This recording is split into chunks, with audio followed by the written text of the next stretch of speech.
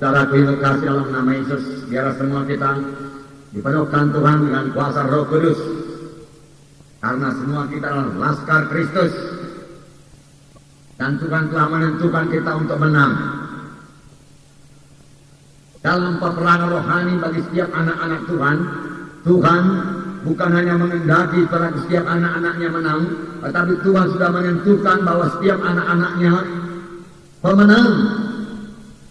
Kita memang harus melakukan peperangan rohani, dan Tuhan telah menentukan kita semua untuk menang. Tuhan tidak mau seorang pun anaknya kalah. Saudara boleh berkemenangan, saya boleh berkemenangan, karena itu kehendak Tuhan.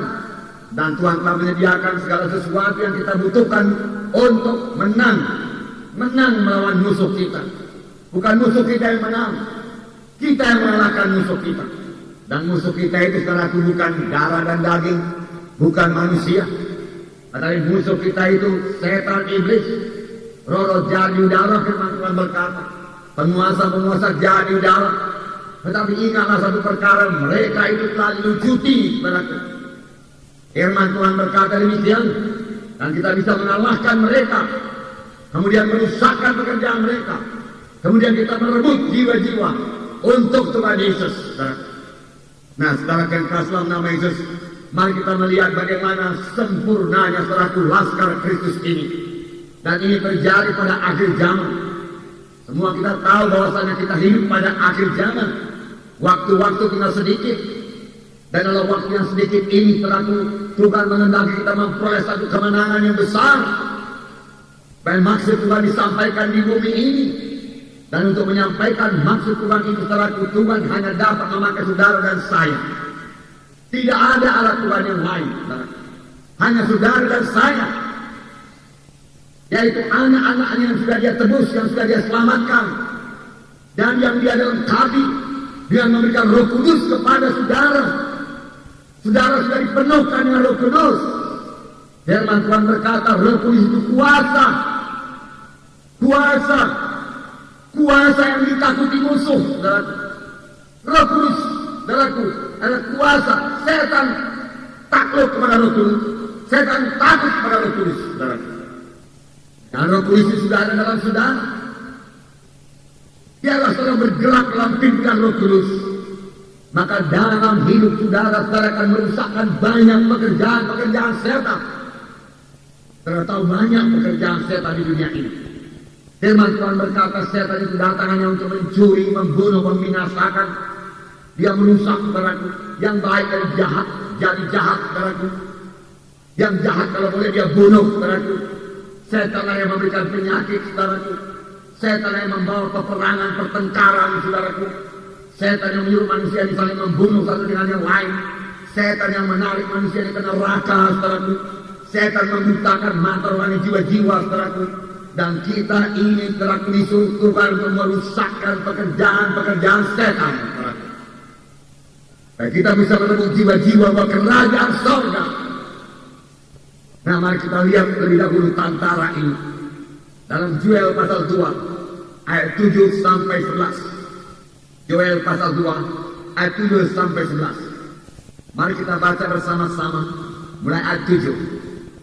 Seperti pahlawan mereka berlari, seperti prajurit mereka naik tembok. Mereka masing-masing berjalan terus dengan tidak membelok dari jalannya. Mereka tidak berdesak-desakan. Mereka berjalan terus masing-masing di jalannya. Mereka menerobos pertahanan dengan tombak. Mereka tidak membiarkan barisannya terputus. Mereka menyerbu ke dalam kota. Mereka berlari ke atas tembok. Mereka memanjat ke dalam rumah-rumah. Dan mereka masuk melalui jendela-jendela seperti pencuri. Di depannya bumi gemetar, langit bergoncang, matahari dan bulan menjadi gelap, dan bintang-bintang menghilangkan cahayanya. Dan Tuhan memperdengarkan suaranya di depan tantaranya. Pasukannya sangat banyak, dan pelaksana firman-Nya kuat. Betapa hebat dan sangat dahsyat hari Tuhan. Siapakah yang dapat menahannya? Inilah pahlawan-pahlawan Kristus pada akhir zaman. Laskar Kristus pada akhir zaman, di mana Roh Kudus sudah dicurahkan. Dan sekarang ini Roh Kudus sudah dicurahkan.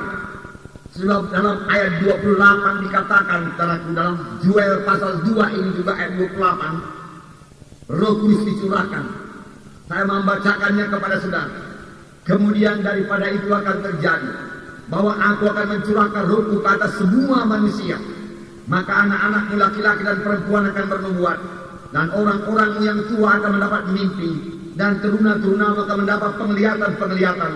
Juga ke atas hamba-hambaku laki-laki dan perempuan akan kucurahkan rohku pada hari-hari itu. Dan roh Tuhan inilah yang akan memimpin segenap anak-anak Tuhan. Roh Tuhan akan memimpin mereka baik melalui mimpi, saudaraku, baik melalui nubuat, baik melalui penglihatan, baik memberikan kuasa, baik dalam memimpin mereka pada segala kebenaran. Ini semua adalah pekerjaan Roh Kudus, supaya serdadu Kristus yang kita baca ini saudaraku berkemenangan. Dan memang sudah ditentukan Tuhan hidup berkemenangan. Kita membaca saudaraku dalam Yoel pasal 2 ayat 7 sampai 11 ini tadi, bahwasanya mereka seperti pahlawan yang berlari, seperti prajurit mereka naik tembok. Mereka masing-masing berjalan terus, tidak berhenti, tidak membelok, tidak ada yang membelokkan mereka. Mereka teguh pada jalannya masing-masing. Mereka maju terus. Mereka tidak dapat dikalahkan. Mereka tidak mau menyimpang daripada jalan Tuhan. Dan ayat 8 berkata, mereka tidak berdesak-desakan. Mereka berjalan terus, masing-masing di jalannya, masing-masing dalam panggilannya. Mereka berjalan terus, tidak terputus. Mereka tidak membiarkan barisannya terputus. Mereka menyerbu ke dalam kota. Mereka berlari ke atas tembok. Mereka memanjat ke dalam rumah-rumah, masuk melalui jendela-jendela. Apakah artinya ini saudaraku? Laskar Kristus ini saudaraku akan mengadakan kebangunan rohani yang luar biasa bagi seluruh bumi ini. Mereka akan mempengaruhi kota-kota buat Tuhan. Mereka akan merebut desa-desa buat Tuhan. Mereka akan menerobos masuk ke rumah-rumah, yang berarti mereka akan menerobos masuk ke dalam keluarga-keluarga. Mereka akan menerobos masuk ke dalam pemuda-pemudi, sehingga pemuda-pemudi diselamatkan, remaja-remaja diselamatkan. Dan kalau orang tuanya melarang saudara mereka masuk dari jendela, saudara, ini hanya gambaran secara kiasan saja. Dan kita mengerti bahwasanya Injil Tuhan pada akhir zaman yang dibawa oleh serdadu Kristus, laskar Kristus, tidak bisa dibendung, tidak bisa ditahan oleh apapun juga. Mereka akan menyampaikan maksud Tuhan.